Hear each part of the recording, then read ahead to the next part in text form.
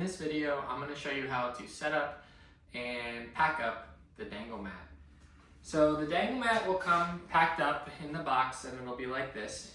You can grab the whole system by the rolled up mat. First step is to remove the mat from the stacked bumpers. To do that, we undo these gear ties.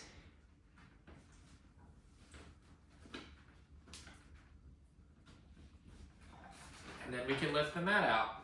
Now we can move the bumpers somewhere a little bit out of the way.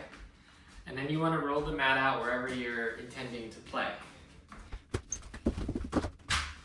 The rolling tube is attached to the mat with Velcro. So at this point, we can pull the rolling tube off the Velcro. In general, when removing the Velcro, it often helps to stand on the mat to give some weight and keep the mat down. And then you can store the rolling tube somewhere safe, maybe where you have your hockey sticks.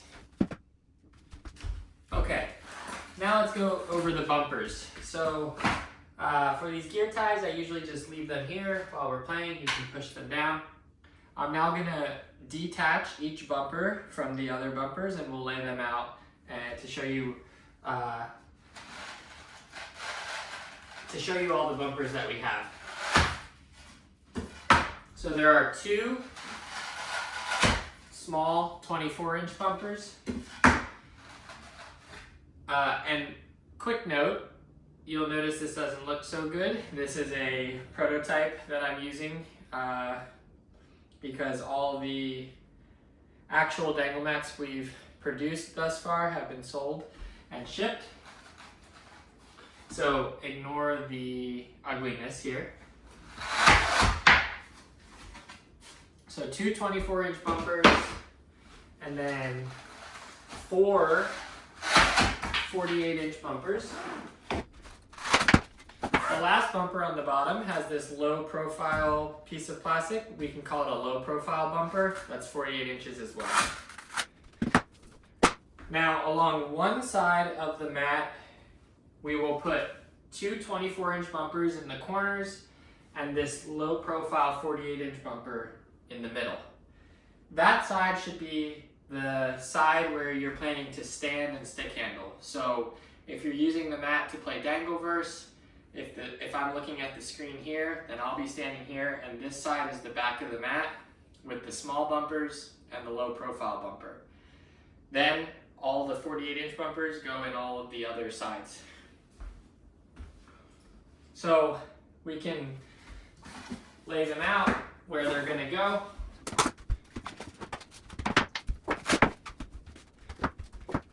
Now, for putting the bumpers on the mat, you want to make sure the mat is pretty flat.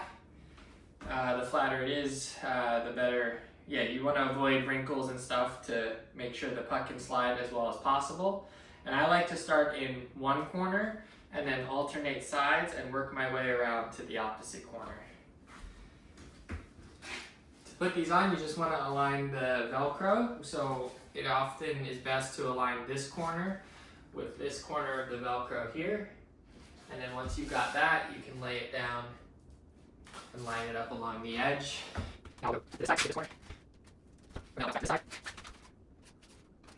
There's no right or wrong way to do this. I found if you start in one corner and work your way around, you avoid wrinkles and you keep things as flat as possible.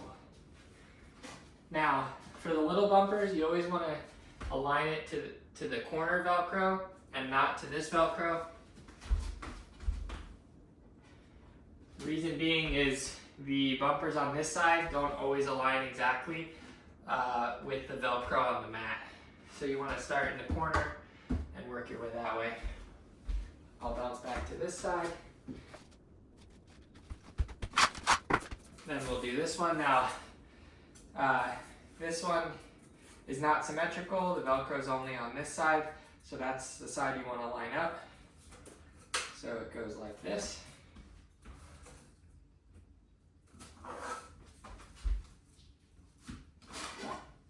And last but not least, you want to make sure everything's flat so you can kind of push things apart.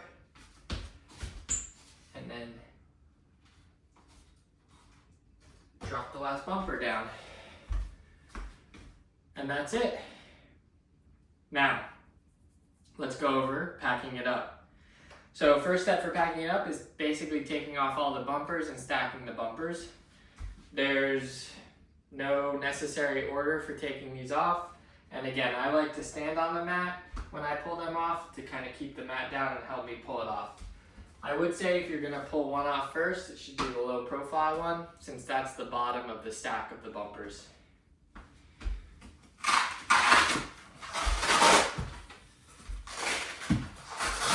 So I like to pull this one off and then put it down upside down so the Velcro is facing up.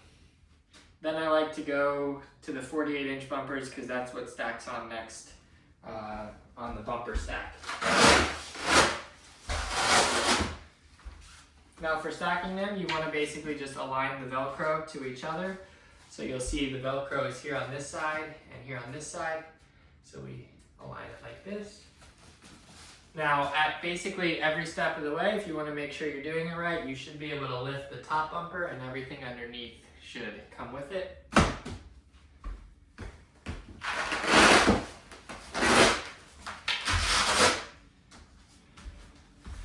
Now for the next bumper, you want to flip it upside down and align so that the foam is now facing, it's upside down and the foam is facing the opposite side from the foam on the bumper below it. And you're lining up this Velcro here and this Velcro here and same over here.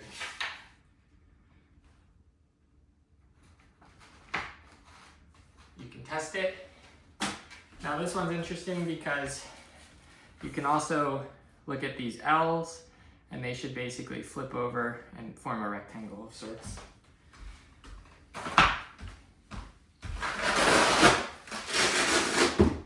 Then for the next bumper, this one's right side up now. And again, foam always on the opposite side from the bumper below it. So foam is over here. So this foam needs to be on this side.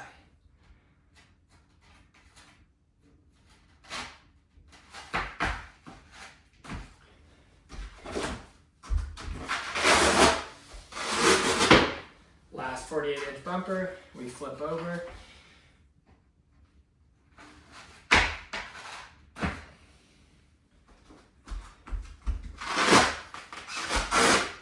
Inch bumpers are basically the same idea, except they're only taking up half the bumper. So foam on the opposite side, line up the Velcro.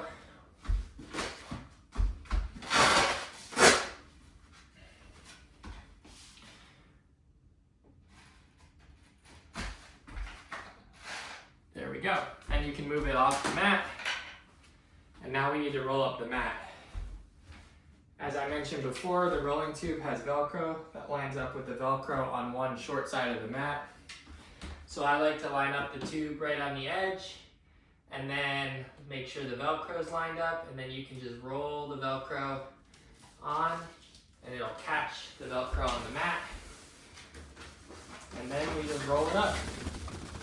You don't have to worry about being too tight or too exact on the roll, because once it's rolled up, we can easily fix that.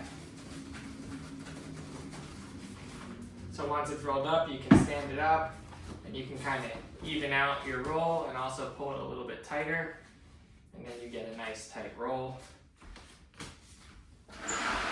This then can open up the gear ties, lay it straight across, and then loop the gear ties through.